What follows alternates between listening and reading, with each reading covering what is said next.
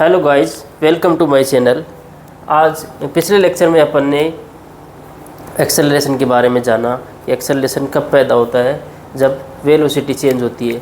Velocity change करके दो parameter है, क्योंकि वेलोसिटी एक वेक्टर है तो या तो उसका मैग्नीट्यूड चेंज हो सकता है जिसको मैं अपन क्या बोलते हैं स्पीड चेंज हो रही है, या फिर डायरेक्शन चेंज हो रही है, तो उसकी वजह से भी क्या वेलोसिटी चेंज होगी, और जब वेलोसिटी चेंज होगी तो एक्सेलरेशन पैदा होगा।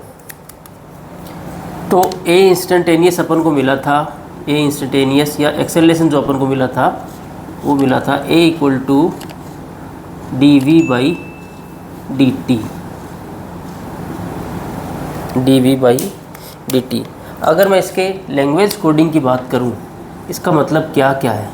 इसका मतलब है we T function, v T function का differentiation with respect to time, v T का differentiation with respect to time. इसका एक मतलब तो ये है। अगर ग्राफिकल फॉर्मेट में इसका मतलब मैं जानना चाहूँ तो इसको क्या बोलते हैं, डी दोनों तरह से हटाओ, वी और टी, वी टी ग्राफ की स्लोप, वी टी ग्राफ की स्लोप। तो अगर अपन एक्सेलरेशन निकालना चाह रहे हैं तो अपन क्या करेंगे, वी टी ग्राफ की स्लोप निकाल लेंगे तो अपन को एक्सेलरेशन मिल जाएगा, अगर अपने पास वी टी ग्राफ अवेलेबल है। तो मेरे बोलने का मतलब है अपने पास जो अवेलेबल है उससे अपन को एक्सेलरेशन निकालना है। अगर अपने पास फंक्शन अवेलेबल है तो डिफरेंशिएट करके जिस भी पर्टिकुलर टाइम पे अपन से एक्सेलरेशन पूछा है वो टाइम वी टी को डिफरेंशिएट करके वो टाइम पुट करके हम एक्सेलरेशन निकाल सकते हैं। दूसरा, अगर वी टी का ग्राफ अवेलेबल है तो जिस भी पर्टिकुलर टाइम पे अपन से एक्सेलरेशन पूछा है तो उस पर्टिकुलर टाइम पे अपन वी टी ग्राफ की स्लोप निकाल लेंगे, वो क्या देगा, एक्सेलरेशन। तो ये हो गया d we by D t. और अगर एवरेज चाहिए तो del v upon del t, v final minus we initial upon t final minus t initial. As we know कि वी टी फंक्शन जो होगा वो position, rate of change of position d x t by D T के बराबर होगा। तो अगर मैं एक्सेलरेशन निकालूं तो एक्सेलरेशन जो होगा वो d upon d T, d we by D t होगा। तो यहाँ से अगर वेलोसिटी की वैल्यू जो है मैं d x by D t put करता हूँ तो d by D t into d x by D t मतलब d square x upon d t square. इसका मतलब ये हो गया, अगर अपन को अपने पास पोजीशन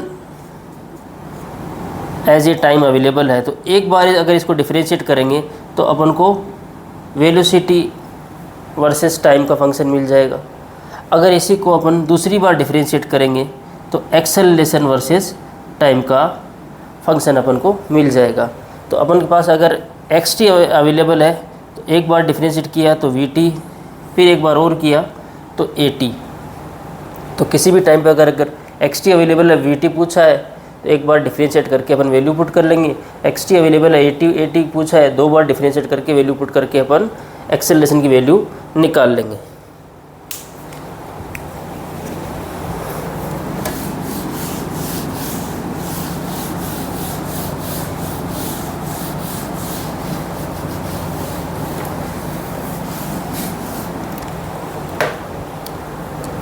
प्रॉब्लम्स देखो, मैंने एक्स टी दिया, एक्स टी की जगह लेट्स अज्यूम मैं एस टी दे दूँ, डिस्टेंस टाइम दे दूँ या डिस्प्लेसमेंट टाइम दे दूँ, कुछ भी दे दे, कोई भी variable x T, Y T, Z T, S t कुछ भी चूज कर ले, अपन को घबराने की ज़रूरत नहीं है। बस वो बोलेगा ये पोजीशन वर्सेस टाइम है तो भी अपन को वैसे ही प्रोसीड करना है, डिस्टेंस वर्सेस टाइम है तो भी अपन को उसी वे में प्रोसीड करना है, डिस्प्लेसमेंट वर्सेस टाइम है तो भी अपन को उसी वे में आगे जाना है, जैसा सवाल में बोले वैसा ही अपन आगे बढ़ेंगे। लेट्स अज्यूम मैंने एस टी इक्वल टू कोई फंक्शन दिया t square two t plus 8। पहला सवाल,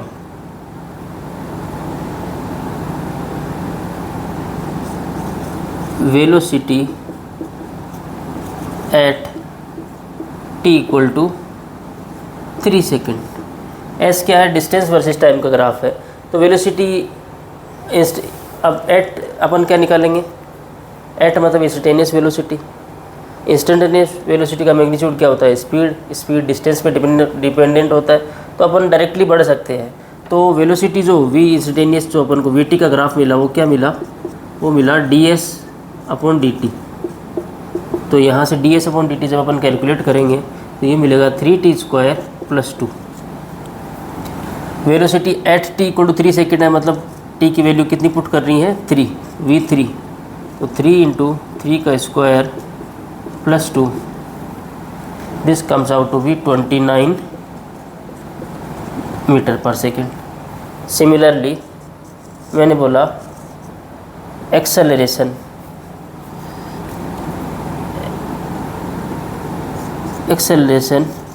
eight t equal to 4 second.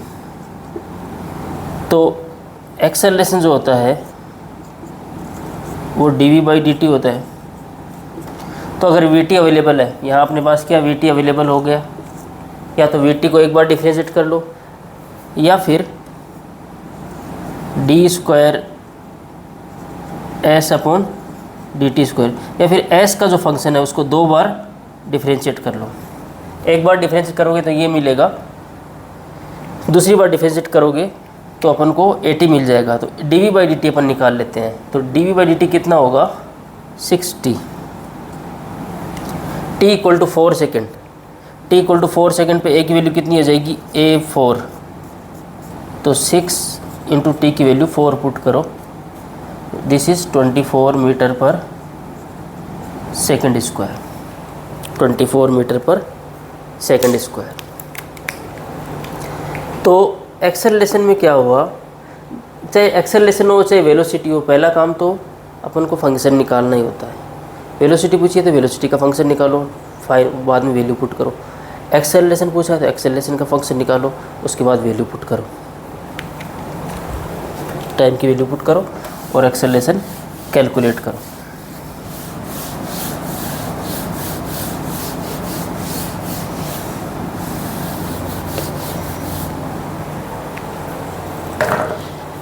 अब अपन तो अपने सारे ऑलमोस्ट हो गए, ठीक है। अपन दवा में थोड़ा सा आगे बढ़ते हैं।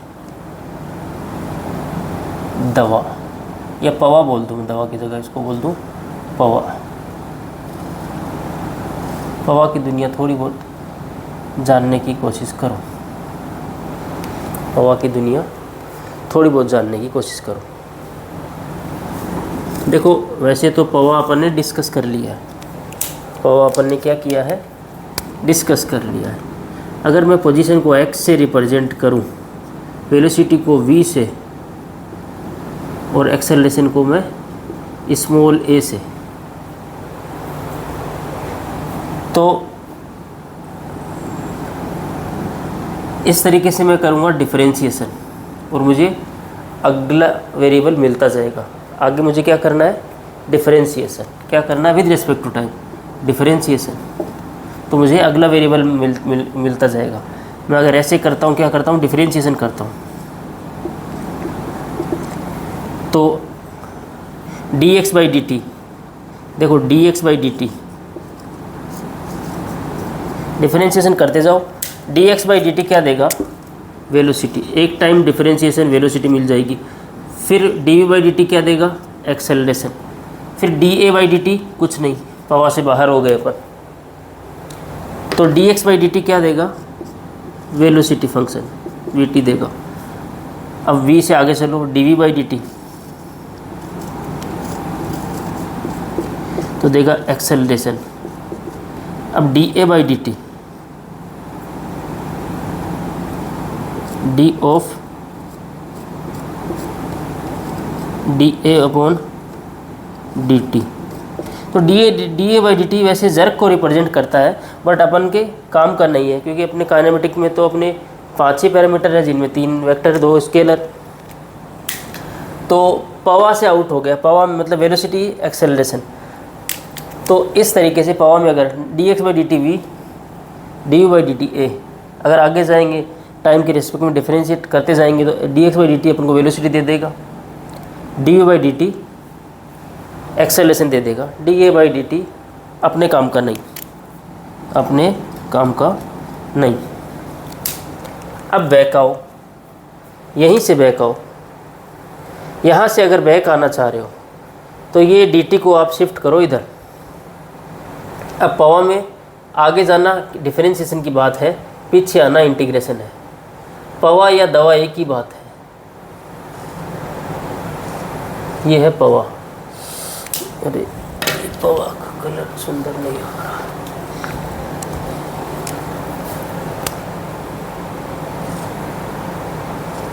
पवा अगर बैक आ रहे तो इंटीग्रेशन करो। इंटीग्रेशन का रिजल्ट चेंज इन क्वांटिटी मिलता है कोई, क्योंकि इंटीग्रेशन अपन किसी लिमिट में करते हैं, डेफिनेट इंटीग्रेशन अपन किसी लिमिट में करते हैं तो अपन को चेंज इन वैल्यू मिलता है। पोजीशन को मैंने x से रिप्रेजेंट किया, वेलोसिटी को मैंने v से रिप्रेजेंट किया, एक्सेलरेशन को मैंने a से रिप्रेजेंट किया और टाइम के रिस्पेक्ट में इंटीग्रेशन किया। तो ऐसे मुझे इंटीग्रेशन करना है। तो पहला काम क्या है, एक्सेलरेशन को का इंटीग्रेशन करता हूँ मैं टाइम के रिस्पेक्ट में a dt। जब भी अपन को इंटीग्रेशन करना होता है तो जिसका भी इंटीग्रेशन करना होता है उसको सांप के अंदर लेते हैं, जिसके रिस्पेक्ट में करना होता है उस पर डी ऑपरेटर लगा देते हैं, dt कर देते हैं, तो a dt हो गया। ये क्या हो गया, एक्सेलरेशन का टाइम के रिस्पेक्ट में इंटीग्रेशन a dt। यहाँ से भी समझो, यहाँ से a dt अभी दिखाता हूँ। तो इंटीग्रेशन का रिजल्ट जो मिलता है a dt वो क्या मिलेगा, वेलोसिटी। इंटीग्रेशन का रिजल्ट क्या मिलेगा, वेलोसिटी। वेलोसिटी का रिजल्ट क्या मिलेगा, पोजीशन। तो इसलिए इंटीग्रेशन का रिजल्ट जो है गौर से देखो, वो वेलोसिटी न मिलके चेंज इन वेलोसिटी मिलता है। क्या मिलता है, change in velocity. Similarly dv/dt, back आओ, a dt equal to del v, v dt equal to del x। अगर ये चीज़ अपन, हाँ एक लेट सजो, v dt, तो v dt x मिलेगा, x नहीं मिलेगा, डेल x मिलेगा। इंटीग्रेशन का रिजल्ट चेंज मिलेगा। बैक साइड जो भी पैरामीटर अपन को मिल रहा है उस पर डेल ऑपरेटर लग के मिलेगा, तो v dt अपन को मिलेगा डेल x। डेल का मतलब है x final minus x initial. x final minus x initial क्या होता है, x फाइनल माइनस इनिशियल होता है चेंज इन पोजीशन। उसी को तो अपन क्या बोलते हैं, डिस्प्लेसमेंट। क्या बोलते हैं, डिस्प्लेसमेंट। तो पावर में अगर अपन डिफरेंशिएशन करते करते फॉरवर्ड जाते हैं, dx/dt v देता है, dv/dt a देता है। बैक साइड आते हैं, इंटीग्रेशन a dt जो है वेलोसिटी देता है, v dt जो a dt जो देता है वो चेंज इन वेलोसिटी देता है। क्या देता है, चेंज इन वेलोसिटी। एक मिनट इसको दोबारा लिखता हूँ। तो del v is equal to integration a dt। Del v मतलब है v फाइनल। डेल जब भी लग जाए वो किसी भी पैरामीटर के ऊपर लगे, वो फाइनल माइनस इनिशियल ही रिजल्ट देता है। v final minus v initial equal to integral a dt। ये हमारा रिजल्ट हो गया। अगर ये चीज़ यहाँ से डिराइव करना चाहते हो तो इस dt को राइट साइड शिफ्ट करो। जब इस dt को अपन राइट साइड शिफ्ट करते हैं तो अपन को मिलता है dv इज इक्वल टू, देखो ये चीज़ यहाँ से भी ड्राइव होती है। यहाँ से कैसे ड्राइव होती है, अब देखो यहाँ से अपन को dv की वैल्यू मिलती है, dt को उधर शिफ्ट कर दो a dt। जब भी इस dv को हटाना है तो दोनों तरफ सांप लगा दो, तो दोनों तरफ अपन सांप लगा देंगे। तो dv इक्वल टू, दोनों तरफ सांप लगा दिया, a dt। अब ये d है और ये सांप है, इनके बीच में कोई और वेरिएबल नहीं है। तो इस डंडी से इस सांप को मार दो। डंडी से क्या करो, सांप को मार दो, डी से सांप खत्म, मतलब डिफरेंशिएशन से इंटीग्रेशन खत्म हुआ। इंटीग्रल डी एक्स, इसका मतलब क्या है, डंडी से सांप को मार दो, एक्स मिलेगा, डब्बे के साथ खोलना है तुमको, चेंज इन एक्स मिलेगा, डब्बे के साथ खोलना है। इंटीग्रल डी वाई, डंडी से सांप को मार दो, तुमको डेल वाई मिलेगा, चेंज इन वाई मिलेगा। इतनी बात समझ में आई। तो यहीं से ये चीज़ ड्राइव हुई कि जब इंटीग्रल डी वी, जब डी वी क्या है, डेल ऑपरेटर मैंने लगाया, सॉरी डी ऑपरेटर लगाया किस पे, वेलोसिटी पे, तो डंडी से सांप को मार दिया, तो इंटीग्रल डी वी क्या हो गया, ये डेल के साथ खुलता है, डंडी से सांप मर तो जाता है लेकिन एक ट्रायंगल छोड़ जाता है। Del V is equal to integration A D T. हमेशा कोई भी वेरिएबल, मैंने लेट्स अज्यूम डी एस और उसका इंटीग्रेशन ऐसे कर दिया, अब इस डी के पहले एस के टर्म में कोई भी वेरिएबल मौजूद नहीं है, या फिर कोई कांस्टेंट भी होता है वो भी बाहर आ जाता। जैसे लेट्स अज्यूम, ये एक बेसिक फंक्शन, इसका मैथमेटिक्स का रूल है, लेट्स अज्यूम मैंने लिखा 4dx, इंटीग्रल 4dx, तो 4 तो बाहर है, 4 का कोई मतलब नहीं है, और dx हो गया।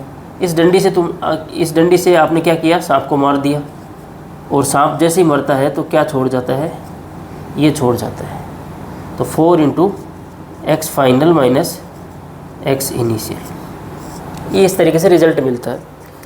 तो ये मैथमेटिक्स का रूल है, ये अपन को पता होना चाहिए। यहाँ से ये चीज़ ड्राइव हो गई। अब अपन को ध्यान क्या रखना है, पवा आगे चलेंगे, d x by D T v दे दिया, d we by D T a दे दिया, पीछा बैक आएंगे, ए डी टी क्या देगा, del v, we D T क्या देगा, del x, v D T क्या देगा, डेल एक्स।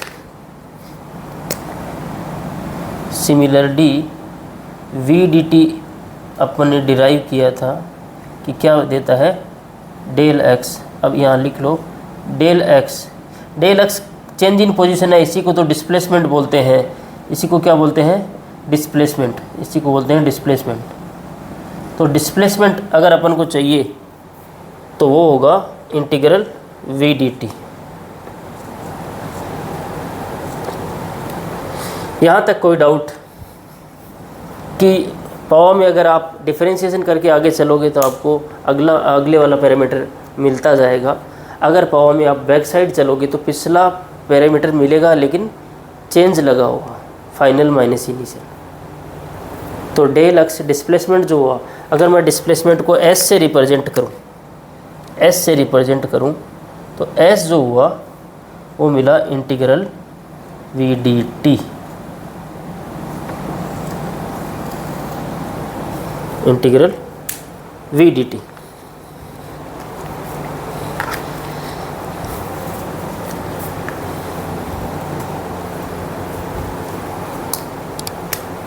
ये इक्वेशन 1 है, इसका थोड़ा बहुत मैं आगे जाके इस्तेमाल करूँगा। तो अपन को पवा की दुनिया समझ में आई, आगे चलेंगे डिफरेंशिएशन से, अगला पैरामीटर मिलता जाएगा, बैक साइड आएंगे, इंटीग्रेशन करेंगे तो पिछले वेरिएबल में चेंज अपन को मिलता जाएगा।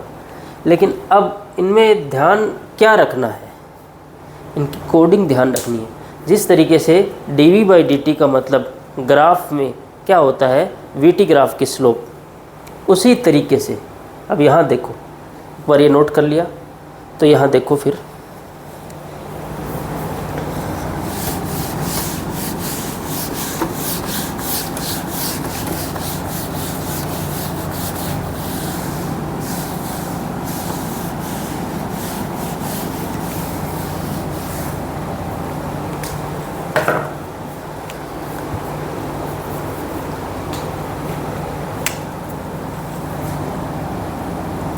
तो अपन को मिला v final minus v initial equal to a D T.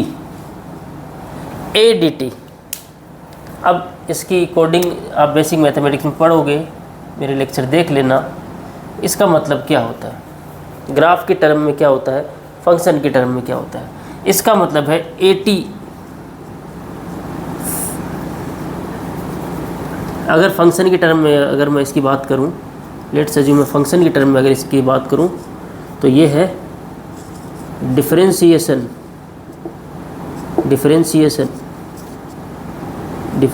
Of A या A T function with respect to time.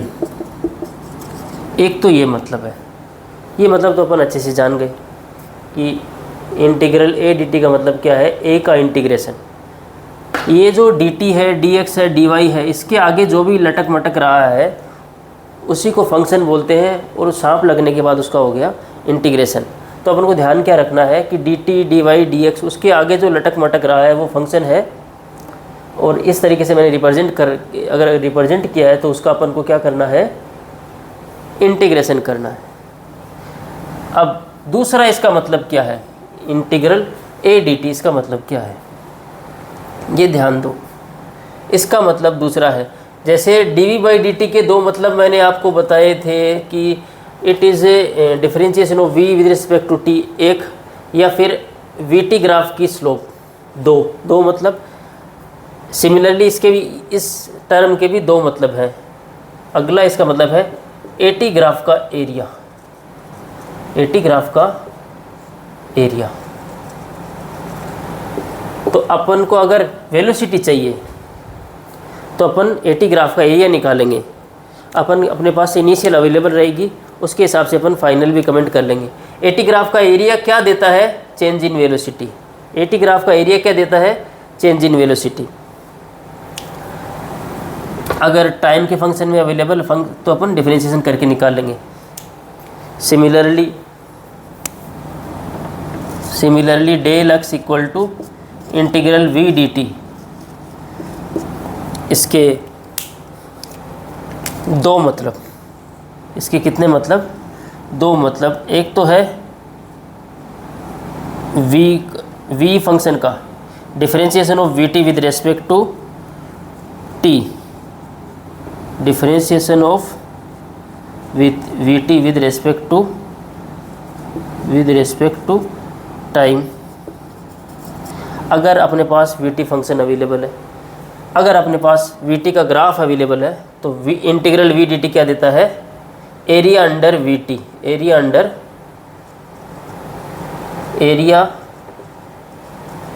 Under V T graph. तो जो चीज़ हमारे पास अवेलेबल है उसके अकॉर्डिंग अपन निकाल सकते हैं। और डेल एक्स क्या देता है, डिस्प्लेसमेंट। तो अगर वी टी ग्राफ है तो वी टी ग्राफ का एरिया जो होगा वो डिस्प्लेसमेंट देगा। मैं आगे जाके बताऊंगा कि वी टी ग्राफ अगर अपन को डिस्प्लेसमेंट दे रहा है, बट अगर अपन वी टी ग्राफ दोनों पॉजिटिव में भी प्रेजेंट है, नेगेटिव में वेलोसिटी जा रही है, तो अगर पूरा एरिया काउंट करेंगे, प्लस वाला एरिया और माइनस वाला एरिया, तो अपन को टोटल डिस्प्लेसमेंट मिल जाएगा। अगर अपन को डिस्टेंस चाहिए तो नेगेटिव वाले एरिया को मोड़ लेंगे, क्योंकि डिस्टेंस कभी नेगेटिव नहीं होती, इसलिए टोटल एरिया प्लस करेंगे। और डिस्प्लेसमेंट के लिए अगर पहला एरिया A1 है, दूसरा A2 है, तो A1 माइनस A2 करेंगे। अभी आगे दिखाता हूँ वो चीज़। तो पवा की दुनिया आपको समझ में आई कि dx by D T V, D we by D T A D T equal to V, we D T equal to del X, A D T equal to del V. आगे जाओ, डिफरेंशिएशन, पीछे आओ, integration. जब पीछे आते हो तो change मिलता है, आगे जाते हो तो सीधा सीधा मिलता है। जब आप आगे बढ़ते जाते हो तो आपको एकदम सीधी सीधी चीज़ें मिलती जाती है। जब आप घर पे लौट के आते हो तो बहुत चेंज मिलता है। तो ये जो पवा था उसके डिफरेंशिएशन और इंटीग्रेशन टर्म में बातें हो गई। अब दूसरी टर्म में बातें करता हूँ, पवा। इसको x दोनों तरफ शो करता हूँ।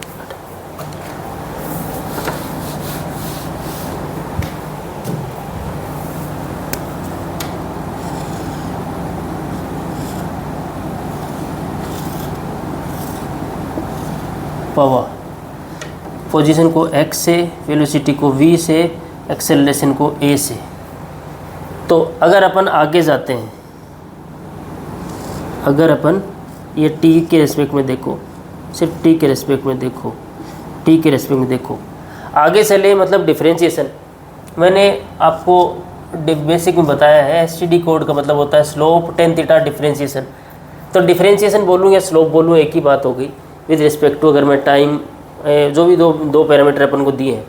तो एक्स टी ग्राफ की D x by D T, इसका मतलब क्या होगा, एक्स टी ग्राफ की स्लोप। भाई आगे जाने के लिए डिफरेंशिएशन करते हैं, पीछे आने के लिए इंटीग्रेशन करते हैं। अगर अपन आगे जाना चाह रहे हैं तो अपन d x by D t, graph के टर्म में ये चीज़ क्या है, पावर। अब अपन थोड़ा ग्राफिकल सिग्निफिकेंस पढ़ रहे हैं, पावर की सिग्निफिकेंस।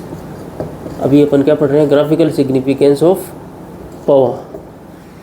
तो डी एक्स टी ग्राफ की स्लोप जो है वो क्या देगी, एक्स टी ग्राफ, इसकी स्लोप जो है, एक्स टी ग्राफ की स्लोप जो है, एक्स टी ग्राफ की स्लोप देगी वेलोसिटी। क्या देगी, वेलोसिटी। क्या देगी, वेलोसिटी। और यही वेलोसिटी है, एक मिनट में इसको थोड़ा सा बैक करता हूँ, पोजीशन टाइम बोल देता हूँ मैं, पोजीशन टाइम। ये हो गया एक्स टी, इसको मैंने गोले से रिप्रेजेंट किया। पोजीशन टाइम या एक्स टी ग्राफ की slope, X T Y T Z T S T जो भी, इसकी स्लोप जो रिप्रेजेंट करती है वो क्या रिप्रेजेंट करती है, वो रिप्रेजेंट करती है वेलोसिटी। क्या रिप्रेजेंट करती है, वेलोसिटी। स्लोप से मिल जाएगा क्या, वेलोसिटी। वेलोसिटी, अब वेलोसिटी टाइम, वेलोसिटी टाइम या वीटी ग्राफ, वीटी ग्राफ की स्लोप जो है वो क्या देती है, एक्सेलरेशन। वीटी ग्राफ की स्लोप, वीटी ग्राफ की स्लोप, एक्सटी ग्राफ की स्लोप, वीटी ग्राफ की स्लोप क्या देगी, एक्सेलरेशन। क्या देगी, एक्सेलरेशन। वीटी ग्राफ की स्लोप देगी एक्सेलरेशन। आगे जाने पे अपन स्लोप काउंट कर रहे हैं, डिफरेंशिएशन कर रहे हैं, स्लोप काउंट कर रहे हैं। तो एक्सटी ग्राफ की स्लोप क्या दी, वेलोसिटी। वेलोसिटी टाइम ग्राफ की स्लोप क्या दी, एक्सेलरेशन। और एक्सेलरेशन और टाइम एटी। अब और आगे जाएं कहाँ, कुछ नहीं मिलेगा, पावर तक की बात है। तो ये हो गया, जब अपन फॉरवर्ड चलते हैं तो अपन स्लोप काउंट करते हैं। पोजीशन टाइम की एक्स टी ग्राफ की slope velocity, velocity time graph की स्लोप एक्सेलरेशन। अब एक्सेलरेशन तक पहुंच गए, आगे जाके क्या करेंगे, अब अपन बैक होंगे, अब अपन बैक होंगे।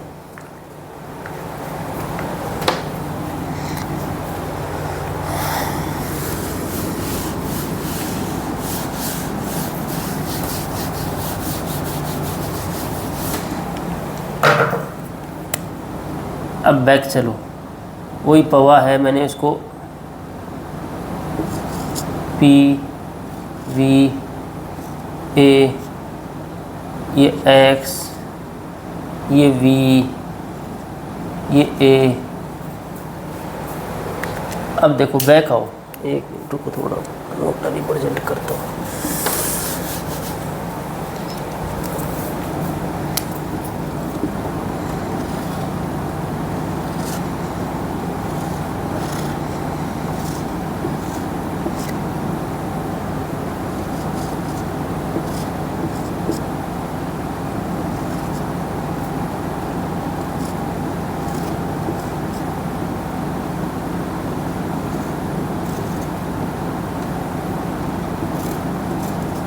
अब बैक आओ, स्लोप से अपन आगे जा रहे तो एरिया से अपन बैक होंगे, डिफरेंशिएशन से आगे जा रहे तो इंटीग्रेशन से बैक होंगे। डिफरेंशिएशन क्या दे रहा था, स्लोप की फीलिंग दे रहा था, स्लोप दे रहा था। सिमिलरली इंटीग्रेशन क्या देगा, एरिया देगा। तो एटी ग्राफ का एरिया, एटी ग्राफ का एरिया क्या वेलोसिटी देगा, नहीं, चेंज इन वेलोसिटी। क्या देगा, change in velocity. Eighty graph का एरिया क्या देगा, change in velocity. Similarly we T graph का एरिया क्या देगा, पोजीशन देगा नहीं, चेंज इन पोजीशन देगा, उसी को अपन क्या बोलेंगे, डिस्प्लेसमेंट बोलेंगे। तो अब देखो एक्सेलरेशन, पहला हो गया एक्सेलरेशन, और मैंने बोल दिया एक्सेलरेशन वर्सेस टाइम, ये मैंने एक ब्लॉक बना दिया। एटी ग्राफ का एरिया अगर मैंने बोल दिया, इसका एरिया, कौन सा ग्राफ का area, eighty, A versus T, छोटे का, इसका एरिया, एटी ग्राफ का एरिया क्या देगा, क्या देगा, चेंज इन वेलोसिटी क्या देगा, डेल वी देगा, क्या देगा, डेल वी, या V final minus we initial. AT graph का एरिया दे दिया, बैक साइड होते जाओ, वेलोसिटी को चेंज लगाते जाओ, v final minus we initial, और वेलोसिटी टाइम,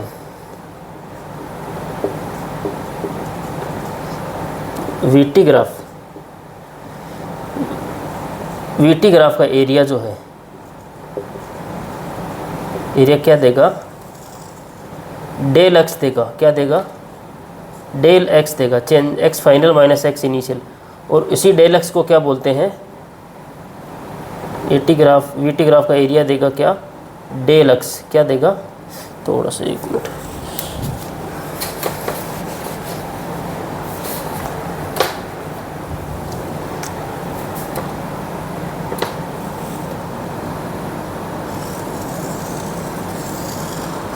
वीटी ग्राफ का एरिया देगा, एक्स देगा नहीं देगा, डेल एक्स देगा, डेल एक्स क्या होता है, x final minus x initial, यही तो क्या है, डिस्प्लेसमेंट, डिस्प्लेसमेंट। तो अपन को ग्राफ में एक बात फीलिंग आई, जैसे मेरा नाम क्या है, सरफराज अहमद, तो ग्राफ में तो मैंने तो आपसे दो ही चीज़ों के बारे में ज़्यादा बात की है, सरफराज अहमद के बारे में बहुत बात की है, मतलब स्लोप की बहुत ज़्यादा बात की है और एरिया की बात की है। तो कोई भी ग्राफ हो, अगर आपको उसका स्लोप ऐसे अगर उसको लिखना आता है, अगर आप उसकी स्लोप लिख सकते हैं या उसका एरिया निकाल सकते हैं, तो ग्राफ से रिलेटेड 90% प्रॉब्लम सिर्फ स्लोप और एरिया पे होती है। 2-4% प्रॉब्लम होती है वैल्यू पुटिंग पर, जैसे मैंने वेलोसिटी और टाइम का ग्राफ दिया और t = 5 पे वेलोसिटी पूछी, जस्ट आप t = 5 पे वेलोसिटी पिक करो और जस्ट आंसर करो, ये वैल्यू पुटिंग टाइप हो गया। ऐसे 2-4% होते हैं। बचे हुए 6-7% सवाल किससे आते हैं, डिफरेंशिएशन इंटीग्रेशन से। डिफरेंशिएशन मतलब ग्राफिकल डिफरेंशिएशन या ग्राफिकल इंटीग्रेशन। वीटी ग्राफ है, एटी ग्राफ पूछ लिया, तो आप क्या करोगे, वीटी ग्राफ का डिफरेंशिएशन करोगे, ग्राफिकल डिफरेंशिएशन, तो एटी ग्राफ मिल जाएगा। एटी ग्राफ का इंटीग्रेशन पूछ लिया तो आपको वीटी मिल जाएगा, तो आपको ग्राफिकल डिफरेंशिएशन, ग्राफिकल इंटीग्रेशन आना चाहिए। तो ग्राफ से रिलेटेड सारी प्रॉब्लम अगर ग्राफ है तो उसकी शादी कर दो, ये याद रखो। ग्राफ की अगर आप शादी कर दोगे तो आप ग्राफ की प्रॉब्लम का तो डर ही ख़त्म कर दो, ग्राफ को आपको शादी ही करनी है। अगर कोई ग्राफ दे, अच्छा शादी में भी मैं आपको बता दूं कि स्लोप और एरिया की बातें कब होती है, जब अपन से कोई वैल्यू पूछी जाती है, वेलोसिटी पूछा जाता है, एक्सेलरेशन पूछा जाता है, या डिस्प्लेसमेंट पूछा जाता है, एवरेज वेलोसिटी पूछी जाती है, एनीथिंग कोई पैरामीटर पूछा जाता है, तो अपन क्या करेंगे, सिर्फ ग्राफ की स्लोप और एरिया पे कंसंट्रेट करेंगे। डायरेक्ट और इनडायरेक्ट में अपन को आंसर आ जाएगा, इन्हीं दो बातों पे घूमेगा। DI कब आता है, जब ग्राफ से एक ग्राफ की शेप से दूसरे ग्राफ की शेप पे कमेंट किया जाता है कि VT ग्राफ दिया है बताओ AT ग्राफ कैसा होगा, AT ग्राफ दिया है बताओ VT ग्राफ कैसा होगा, XT ग्राफ दिया है VT ग्राफ कैसा होगा। जब ग्राफ टू ग्राफ की बातें हो तो आप ग्राफिकल डिफरेंशिएशन और ग्राफिकल इंटीग्रेशन पे जाओगे। बाकी हमेशा ग्राफ अगर आपको दे दिया और वैल्यू पूछ ली, कोई वेलोसिटी, एक्सेलरेशन, टाइम, आप हमेशा स्लोप और एरिया लिखना सीख जाओ, ग्राफ की सारी प्रॉब्लम ख़त्म और आपका ग्राफ का डर भी ख़त्म। ये शादी जो है ना, जैसे गर्ल, G फॉर मैं गर्ल ले लूँ, गर्ल शादी समझ लो, तो ग्राफ की सारी बीमारी शादी में है। अगर आपकी ग्राफ ने क्या किया, अगर आपने कोई भी ग्राफ का क्वेश्चन दिखा और उसकी शादी के बारे में सोच लिया तो आप 100% राइट वे में जा रहे हो और अब 99% चांस है कि आप पहुंच जाओगे डेस्टिनेशन पे। तो ग्राफ की शादी के बारे में ज़रूर सोचो। इसके अलावा 2-3 ट्रिक थी कि एसटीडी के बारे में सोचो। अब ग्राफ में शादी है तो शादी का पता होना चाहिए भाई। शादी में एस का मतलब क्या है, स्लोप है, तो स्लोप का मतलब tan थीटा होता है या फिर डिफरेंशिएशन होता है। एसटीडी ट्रिक याद रखो। tan थीटा क्या है, जो भी ग्राफ दिया उसकी टेंडेंट, अगर कोई लेट्स अज्यूम ये ग्राफ है और इसकी टेंडेंट जो है वो एक्स एक्सिस से थीटा एंगल बना रही है, तो इस पर tan ऑपरेटर निकाल देंगे, लगा देंगे। tan थीटा अगर अपन कर देंगे पॉजिटिव एक्स एक्सिस से थीटा एंगल, थीटा कहाँ से काउंट करना है, पॉजिटिव एक्स एक्सिस से। अगर आपको ढंग से एसटीडी ट्रिक समझनी है तो आपको मेरा बेसिक का लेक्चर देखना पड़ेगा। तो ये थीटा काउंट करना है पॉजिटिव एक्स एक्सिस से। थीटा कौन सा एंगल है, कोई भी जो ग्राफ दिया है उसकी टेंडेंट जो पॉजिटिव एक्स एक्सिस से एंगल बना रही है वो एंगल क्या है, थीटा। उस पर जब tan ऑपरेटर लगा देते हो तो मिल जाता है tan थीटा। उसी tan थीटा को बोलते हैं स्लोप। लेकिन थीटा तो हमेशा दिया नहीं रहता, तो क्या करोगे, तो फिर डिफरेंशिएशन करोगे। डिफरेंशिएशन भी दिया नहीं रहता, हर बार डिफरेंशिएशन भी नहीं दिया रहता। तो एसटीडी में d4 डेल फंक्शन भी है, del Y by del X भी है। जैसे इस तरीके से मैंने पूछ लिया कि इस ग्राफ की इतने एरिया में स्लोप बताओ, तो आपको क्या करना है, STD d4 del Y by del x, del Y by del T, anything जो भी दो पैरामीटर दिए हैं। तो आपको जितने भी टाइम ड्यूरेशन या जितने भी इंटरवल में स्लोप पूछी है उसमें आपको देखना है कि वर्टिकल कट कितना गया है, वर्टिकल राइज कितना गया है। ये जो वर्टिकल राइज है, लेट्स अज्यूम ये 5 मीटर है और यहाँ तक ये जो टाइम ड्यूरेशन है ये horizontal expansion, vertical rise upon horizontal expansion, vertical cut upon horizontal expansion. उससे क्या मिल जाएगी, स्लोप। तो स्लोप के अगर थीटा से जाना है तो tan थीटा से जाओगे। अगर tan थीटा अवेलेबल नहीं है तो आप वर्टिकल कट देखोगे कि भाई ऊंचाई कितनी है और चौड़ाई कितनी है, वर्टिकल कट कितना है, वर्टिकल राइज कितना है अपॉन हॉरिजॉन्टल एक्सपेंशन कितना है। अगर उठता हुआ ग्राफ है तो उसकी स्लोप पॉजिटिव होगी। ये भी अभी थोड़ी देर में अपन ये चीज़ें डिस्कस कर लेंगे जब ग्राफिकल प्रॉब्लम्स आएगी। तो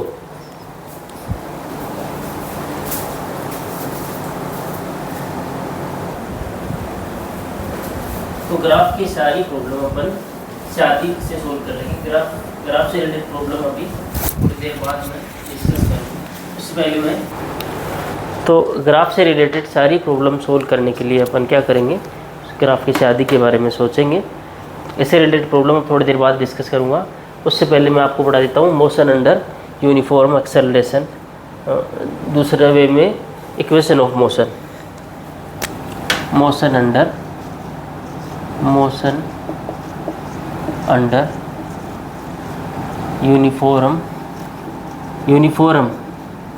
यूनिफॉर्म सेम फिक्स कांस्टेंट, ये सब एक ही चीज़ें होती है। यूनिफॉर्म फिक्स सेम कांस्टेंट, ये सब एक ही बातें होती है, सिर्फ बेवकूफ़ बनाने के लिए तरह तरह के नाम दिए जाते हैं। Motion under uniform acceleration, motion under uniform acceleration मतलब ए क्या है, फिक्स है। ए क्या है, फिक्स है। ए क्या कर दिया मैंने, फिक्स कर दिया। जब ए फिक्स है तो dv by D T is equal to A, dv is equal to, दोबारा डेरिवेशन करा रहा हूँ, ए डी टी, डी हटाने के लिए दोनों तरफ इंटीग्रेशन लगाओ, integral dv is equal to integral A D T. अब ये वेलोसिटी की लिमिट लगा दो इनिशियल से v इनिशियल से v फाइनल। मैंने पहले बताया था आप डायरेक्टली डंडे को सांप मार के डायरेक्ट भी लगा सकते हो। रियल में क्या है, ये डेफिनेट इंटीग्रेशन है, तो लिमिट लगा दो v इनिशियल से v फाइनल, और टाइम जो है वो 0 से t ले लो। इनिशियल टाइम को 0 ले लो, फाइनल को t ले लो। अगर मैं वी इनिशियल, तो इस डंडे से सांप को मार दिया और ये डब्बे में निकल गया बाहर, इस पे ये लग गई limit V initial V final. अब ए कांस्टेंट है, ए बाहर आ गया, डंडे ने सांप को मार दिया, टी पे लग गई लिमिट। ए बाहर आ गया, डंडे ने सांप को मार दिया, और सांप को मारने के बाद जो भी अंदर था उसको इस डब्बे में बंद कर दिया, लिमिट लग गई 0 से टी। तो एक बार v की जगह फाइनल v की फाइनल रखो, v फाइनल, एक माइनस एक बार v की जगह v इनिशियल रखो इक्वल टू a। एक बार t की जगह अपर लिमिट रखो, t रखो, माइनस t की जगह लोअर लिमिट रखो, t की जगह 0 रखो। तो अगर मैं v इनिशियल को लेता हूँ u, v इनिशियल की वैल्यू क्या लेता हूँ u, तो यहाँ से ये इक्वेशन बनती है v final minus u is equal to 80। v final is equal to u plus 80। इसमें v क्या है फाइनल वेलोसिटी, u क्या है इनिशियल वेलोसिटी, a क्या है एक्सेलरेशन जो कि कांस्टेंट है, फिक्स है, t क्या है टाइम। तो ये है first equation of motion.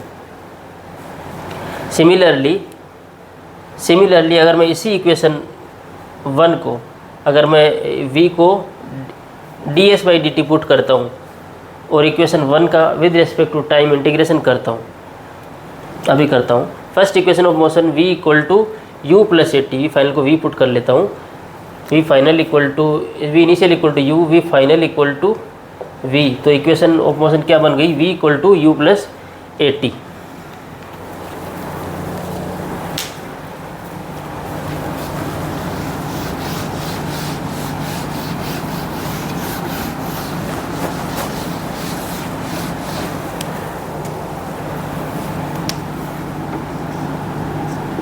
v equal to U plus 80। इस v को मैं लिखता हूँ ds/dt, rate of change of displacement equal to U plus 80। अब इस dt को राइट साइड शिफ्ट करता हूँ, लेफ़्ट साइड में ds हो गया, राइट साइड में u प्लस 80 हो गया, इंटू dt हो गया। इस dt को हटाने के लिए दोनों तरफ इंटीग्रेशन करता हूँ, दोनों तरफ इंटीग्रेशन करता हूँ, तो ये हो गया integration u plus 80 into dt। अब पहले क्या था, a कांस्टेंट था, तो a बाहर आ गया और डंडे ने सांप को मार दिया, t बॉक्स में बंद हो गया, अपन लिमिट लगा के 80 अपन को ऑब्टेन हो गया। लेकिन अभी क्या है, इस dt के आगे ये पूरा फंक्शन अवेलेबल है जिसमें u कांस्टेंट है, a भी कांस्टेंट है, बट t एक एज ए dt टाइम का फंक्शन अवेलेबल है। तो अपन को इस पूरे फंक्शन का इंटीग्रेशन करना है। राइट साइड में ये डंडा सांप को मार देगा, लिमिट लगाएंगे, s इनिशियल को मैं अगर 0 ले लूँ और s फाइनल को s ले लूँ, s initial displacement initial equal to 0 ले लूँ और s final is equal to मैं s ले लूँ, s फाइनल इक्वल टू मैं s ले लूँ, तो अगर मैं जब इसका इंटीग्रेशन करता हूँ तो मुझे s वेक्टर डिस्प्लेसमेंट मिलता है u into T plus half a t square. तो इसमें s क्या है ये ध्यान रखो, s क्या है डिस्प्लेसमेंट, u क्या है इनिशियल वेलोसिटी, a क्या है एक्सेलरेशन। क्या s डिस्टेंस है? नहीं, s क्या है डिस्प्लेसमेंट। तो इसमें ये हो गई second equation of motion. First equation of motion, second equation of motion दोनों कब वैलिड है, जब एक्सेलरेशन क्या हो, कांस्टेंट हो। और इनमें ये ध्यान रखना है कि s क्या है, where s is displacement not distance, displacement. ये हो गई second equation of motion.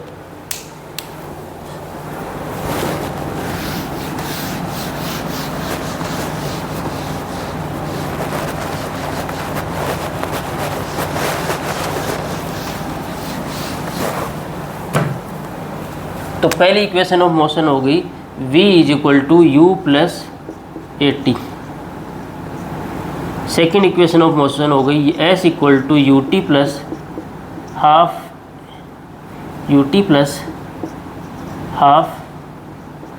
A T square. ये फर्स्ट इक्वेशन ऑफ मोशन, ये सेकेंड इक्वेशन ऑफ मोशन। मैं एक काम करता हूँ, मैं एक फर्स्ट इक्वेशन से t की वैल्यू निकाल के सेकेंड इक्वेशन में पुट कर देता हूँ। फर्स्ट इक्वेशन से मैं t की वैल्यू निकालता हूँ, वैल्यू ऑफ t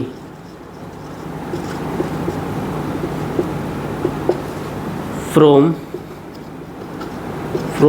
इक्वेशन 1 से t की वैल्यू निकालो तो t की वैल्यू आएगी v minus U upon A. Then put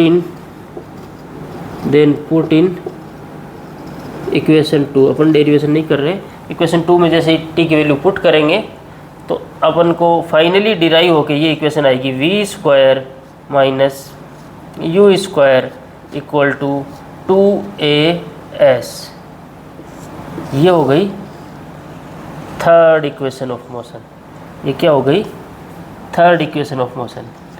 तो ध्यान रखो इक्वेशन ऑफ मोशन, इनमें जो भी सारी चीज़ें इस्तेमाल हो रही हैं वो सारी वेक्टर है। पहली बात, वेलोसिटी का इस्तेमाल हो रहा है, एक्सेलरेशन का इस्तेमाल हो रहा है, एस डिस्टेंस नहीं है, एस क्या है? डिस्प्लेसमेंट है। पहली equation of motion, second equation of motion, third equation of motion, ये तीनों इक्वेशन ऑफ मोशन कब वैलिड है?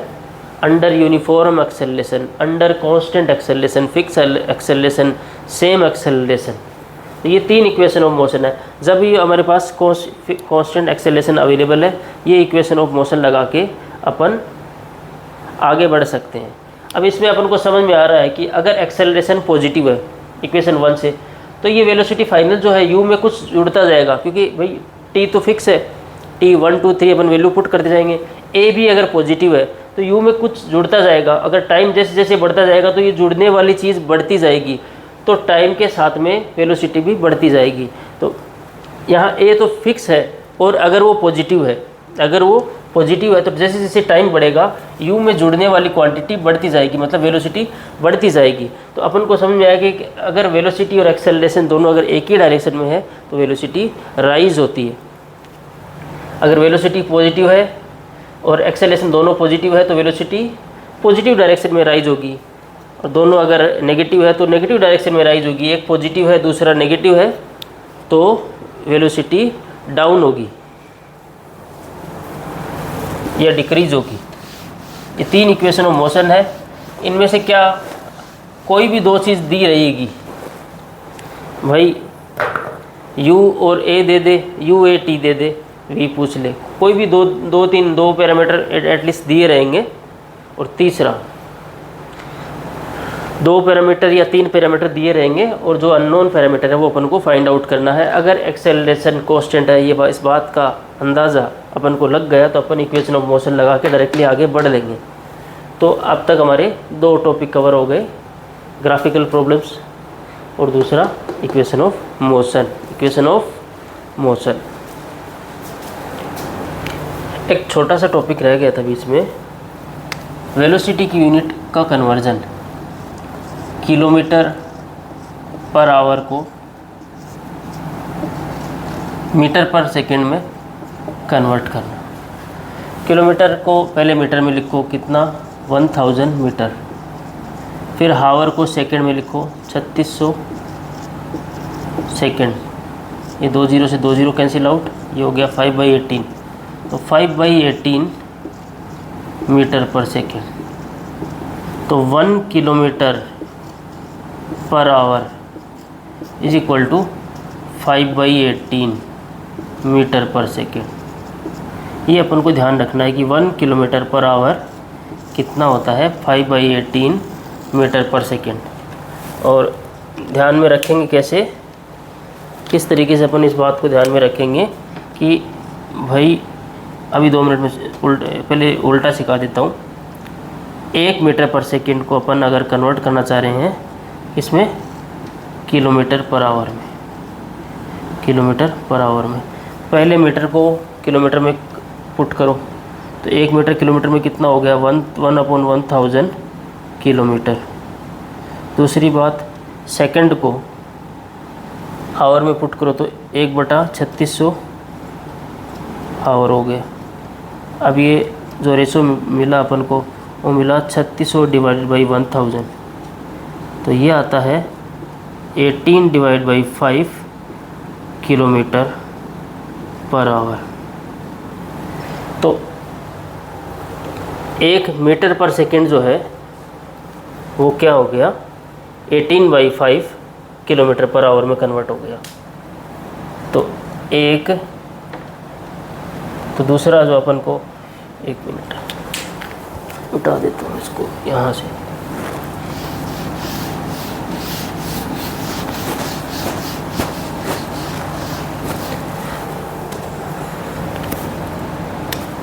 तो 1 मीटर पर सेकेंड अपन को कितना मिला, 18/5 किलोमीटर पर आवर। कब मैं 18/5 लूँ, कब मैं 5/18 लूँ, गुरुजी मुझे कन्फ्यूज़न होता है, याद नहीं रहता है। तो और 1 kilometre per hour equal to 5/18 metre per second. तो यहाँ पे दो फैक्टर हैं, 18/5 अराउंड कितना होगा 3.6, और 5/18 कितना होगा 0.2 समथिंग, अराउंड 0.3 से थोड़ा कम। तो ये तो हो गया 3.6 और ये 0.3 के अराउंड 54 कितना होता है, अगर ये 54 होता तो ये डायरेक्टली 0.3 होता, 0.3 से भी कम। ये छोटा फैक्टर है, कम करने वाला फैक्टर है। ये 18/5 1 से बड़ा है, बढ़ाने वाला फैक्टर है।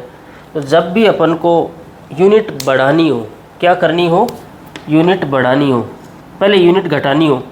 भाई यूनिट, बड़ी यूनिट क्या है, किलोमीटर, नीचे आवर में काउंट कर लो। बड़ी यूनिट क्या है, किलोमीटर पर आवर है, किलोमीटर है। और छोटी यूनिट क्या है, मीटर है।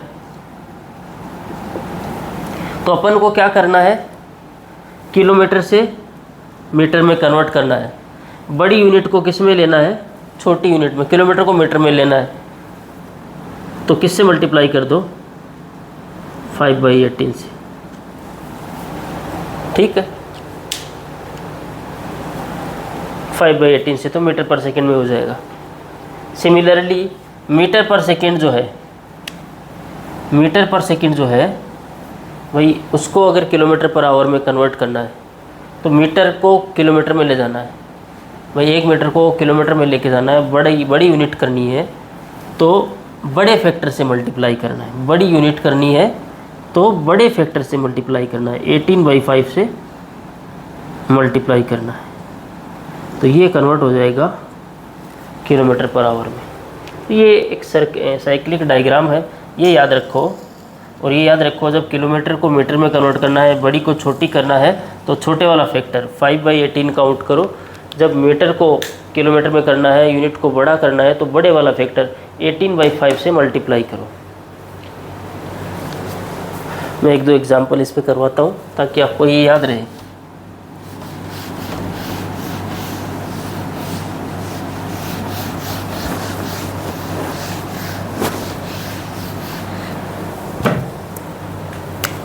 लेट्स अज्यूम मैंने आपको दिया 72 किलोमीटर पर आवर। ये स्पीड बताओ मीटर पर सेकंड में, किस में बताओ, मीटर पर सेकंड में। तो किलोमीटर को छोटा करना है मीटर में, तो स्पीड मीटर पर सेकंड में कितनी आएगी, मीटर पर सेकंड में कितनी आएगी, 72 को छोटे वाले फैक्टर से 5/18 से मल्टीप्लाई करो, 18 4 जा 72, तो ये आ जाएगी वेलोसिटी 20 मीटर पर सेकंड।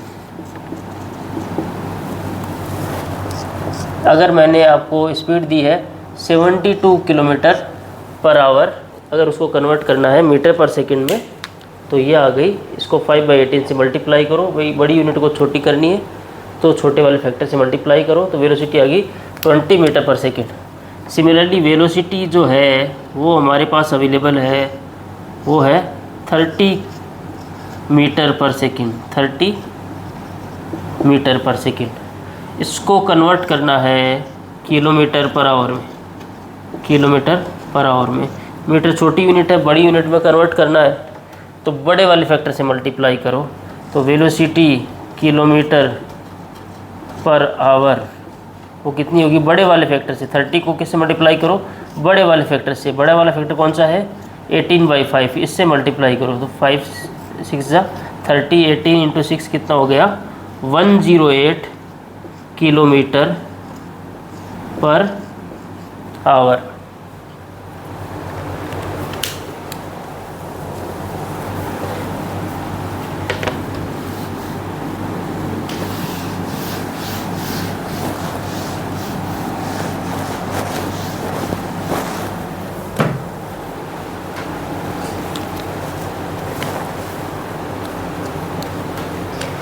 देखो किसी भी फंक्शन से या ग्राफ से एवरेज वैल्यू कैसे कैलकुलेट करते हैं। किसी भी फंक्शन, अगर हमारे पास कोई फंक्शन है, let's assume x as a time available है, या फिर xt का ग्राफ अवेलेबल है, x वर्सेस t का ग्राफ अवेलेबल है, हाँ ग्राफ अवेलेबल है, ग्राफ। तो x या देखो दो वेरिएबल के बीच में रिश्ता या तो ग्राफ की फॉर्म में होता है या फिर फंक्शन की फॉर्म में होता है। तो फंक्शन की फॉर्म में अगर अवेलेबल है तो xt का ग्राफ है और पूछा भी x है। जैसे लेट्स अज्यूम मेरे सामने रोहित बैठा है, रोहित वर्सेस टाइम का ग्राफ है और मैंने पूछा बताओ एवरेज रोहित कितना होगा। तो आपको क्या करना है, जो xt का ग्राफ है उसको टाइम के रेस्पेक्ट में इंटीग्रेट करो, divided by integral dt। Similarly graph नहीं, ये फंक्शन अगर अवेलेबल है, रोहित का ग्राफ है विद रेस्पेक्ट टू टाइम, तो रोहित का integration with respect to time upon time dt, ये d साहब को मारेगा, ये सिर्फ just t final minus t initial, ये टाइम इंटरवल ही आएगा। ये जो मिलेगा ये क्या मिलेगा, ऊपर तो xt ग्राफ का xt फंक्शन का इंटीग्रेशन होगा, नीचे क्या होगा t फाइनल माइनस d, नीचे just time interval del t मिलेगा। ये इंटीग्रेशन को ग्राफ की भाषा में क्या बोलते हैं भाई, जब भी आपको सांप लगा हुआ दिख जाए और x dt, p dt, t dt, तो आपको क्या करना है, आपको d के इधर क्या है उधर क्या है, इन दोनों के बीच में ग्राफ होता है। तो ग्राफ की फॉर्म में इस चीज़ का मतलब क्या है, d के इधर क्या है x, d के लेफ्ट में क्या है x, d के राइट में क्या है t। तो xt ग्राफ का एरिया, xt ग्राफ का एरिया कितना होगा, इंटीग्रल x, ये t को ऐसे ही रखो बीच में घुसेड़ दो d, ये xt ग्राफ का एरिया होगा। तो ये यहाँ ऊपर लिखा हुआ है, इसका मतलब क्या है कि भाई area under xt graph upon time interval. तो किसी भी ग्राफ से area under xt graph upon time interval. तो इसमें ख़ास बात क्या है, जो दिया है वो ही पूछा है। रोहित वर्सेस टाइम का फंक्शन पूछा है और दिया है, और पूछा क्या है, एवरेज रोहित। तो आपको रोहित का टाइम के रेस्पेक्ट में इंटीग्रेशन करना है अपॉन टाइम ड्यूरेशन, अगर फंक्शन अवेलेबल है। रोहित और टाइम का ग्राफ दिया है तो आपको रोहित वर्सेस टाइम का ग्राफ ड्रॉ करना है अपॉन टाइम ड्यूरेशन जो दिया है उससे डिवाइड करना है। बात समझ में आई। रोहित कोई पैरामीटर समझो, लेट्स अज्यूम, तो ये अपने इस हेडिंग का नाम क्या था, average value using function and graph, using average value of using same function and same graph. Same क्या है, जिसकी एवरेज वैल्यू पूछी है, सेम फंक्शन एंड सेम या फंक्शन एंड ग्राफ लिख दो, सेम आपको ऑटोमेटिक समझ में आ जाएगा। Average value using function and graph, ये अपनी हेडिंग है, average value using function and graph. आपको घबराना नहीं है, आपको जो भी ग्राफ दिया है उसमें से एक पैरामीटर जो हॉरिजॉन्टल पैरामीटर है उस पर मत जाओ, वो नीचे डिनोमिनेटर में ही आने वाला है। तो एवरेज वैल्यू, जैसे मैंने आपको ग्राफ दिया मोमेंटम पी वर्सेस टाइम का, ग्राफ किसका दिया, पीटी का, और वैल्यू क्या पूछ ली, एवरेज मोमेंटम। क्या पूछ लिया, मोमेंटम वर्सेस टाइम का ग्राफ दिया और पूछ क्या लिया, एवरेज पी।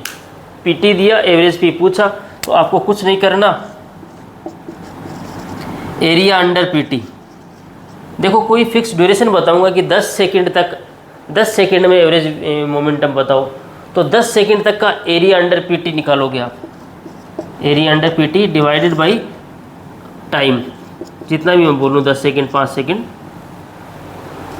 तो इसी तरीके से जहाँ भी ग्राफ, जैसे मैंने वेलोसिटी टाइम का ग्राफ दिया और पूछ लिया एवरेज वेलोसिटी बताओ, तो आपको जितने भी ड्यूरेशन में एवरेज वेलोसिटी पूछी है उतने ड्यूरेशन में वीटी ग्राफ का एरिया काउंट करना है अपॉन टाइम करना है। जैसे मैंने एक्सेलरेशन वर्सेस टाइम का ग्राफ दिया और पूछ लिया कोई पर्टिकुलर ड्यूरेशन में 10 सेकंड में 5 सेकंड में एवरेज एक्सेलरेशन बताओ, जिसका दिया वही पूछा, तो एरिया अपॉन, भाई एवरेज से किसकी फीलिंग आ रही है, आई। देखो आई को याद रखोगे, आई को भूलोगे नहीं। आई मराठी भाषा में मदर को बोलते हैं, आई को याद रखोगे। एवरेज से आपको फीलिंग आएगी एरिया की, एरिया से आपको फीलिंग आएगी इंटीग्रेशन की, रिवर्स भी आएगी, इंटीग्रेशन से फीलिंग आएगी एरिया की, एरिया से आपको याद आएगी एवरेज की। आई को मत भूलो, एसटीडी को मत भूलो, ग्राफ की शादी करना मत भूलो। ग्राफ का कोई सवाल गलत हो जाए तो मुझे बता देना, अगर आप ये तीन चार टूल अगर बराबर ऑपरेट करते हो तो।